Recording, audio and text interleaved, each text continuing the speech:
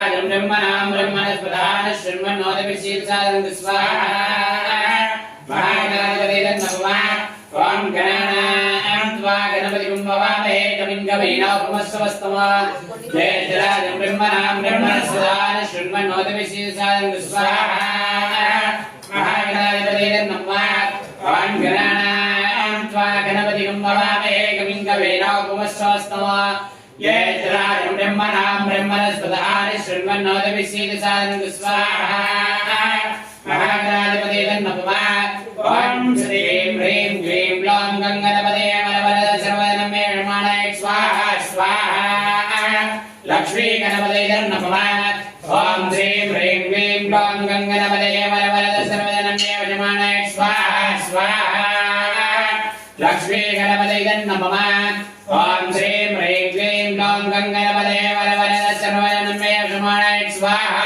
स्वाहा लक्ष्मी गणपतये नमः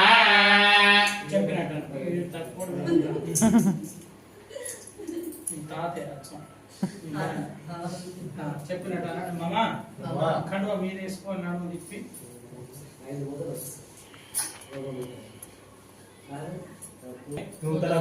సూర్యదోష నివారణార్థం యథాశక్తి సూర్య హోమం కరిష్యే. ఇక్కడ ఏంటంటే మనం ఇల్లు కట్టుకోవాలి, దీనికి శక్తి లేదు. ఎవడు మట్టి పోసిండో, ఎవడు ఏం వేసిండో, ఎవరెవరు తిరిగిండో ఎట్లుండో, దీనికి మనం శక్తిని ప్రసాదించాలి. మనిషికి గుండె ఎట్లనో ఇంటికి పూజలు అట్లా, పూజలు చేస్తేనే గుండె వస్తుంది, లేకపోతే రాదు. అన్ని అవయవాలు ఎట్లనో, మూత్రపిండాలు ఎట్లనో, గుండె ఎట్లనో, లివర్ ఎట్లనో, ఒక్కొక్క పూజ ఒక్కొక్కటి అట్లా. అయితే ఇక్కడ ఏంటంటే మనం ఫస్ట్ కూరాడంటే మనిషికి ఆహారం అవసరం. ఆహారం దేవుడు ఇచ్చిండు, బియ్యం. ఆ బియ్యమే దేవత అనుకొని మనం ఇంట్లోకి తీసుకొస్తాం. ఆడపిల్ల మనకు దేవతలతో సమానం. ఆమె బట్టలు పెడతాం, కూరాడు నెత్తిన పెడతాం. ఆమె తీసుకొస్తేనే లక్ష్మీదేవి మన ఇంట్లోకి వస్తుంది. అందుకోసం ఆమెకు బట్టలు పెట్టి కూరాడు నెత్తిన పెట్టిన కాడ గేట్ కాడ గుమ్మడికాయలు అందరూ సంతోషం. బ్రహ్మాండం ఇల్లు కట్టిండు అనుకో, నల్ల రాయి కూడా పక్కన పగిలిపోతాడు. నరదృష్టి లేకుండా ఉండాలంటే గుమ్మడికాయ కొట్టాలి.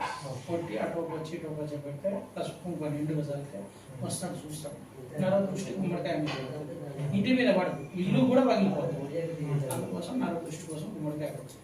ప్రతి గడప లక్ష్మీదేవితో వస్తుంది, అందుకోసం ప్రతి గడపకు కొబ్బరికాయ.